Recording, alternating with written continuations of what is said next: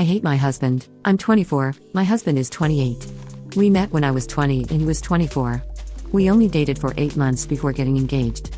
My husband came from a very wealthy family, like 4 houses, farmland, full-time help, rich. I wasn't poor growing up, but middle class at best. When we first started dating, my husband didn't tell me how wealthy his family was. In fact, he told me the opposite. He fabricated a story about growing up poor. His parents were both dead, and he hadn't talked to his sister in years.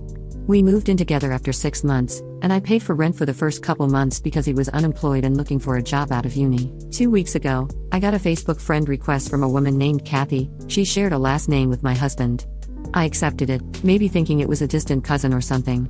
I did what anyone does and stalked her Facebook page relentlessly, and it didn't take me long to notice how similar she looked to my husband. Same nose, same eyes, different hair color, but I was pretty sure she had just dyed it red.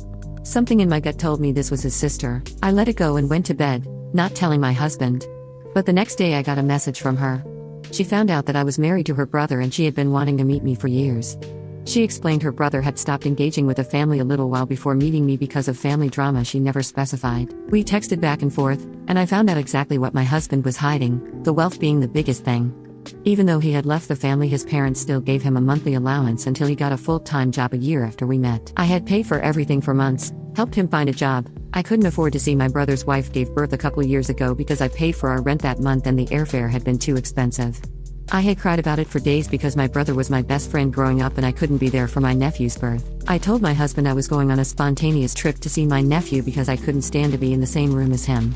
I've been at my brother's house for 2 weeks, and I've been reaching out to lawyers, but I want to talk to him first, see if there is any reasonable explanation.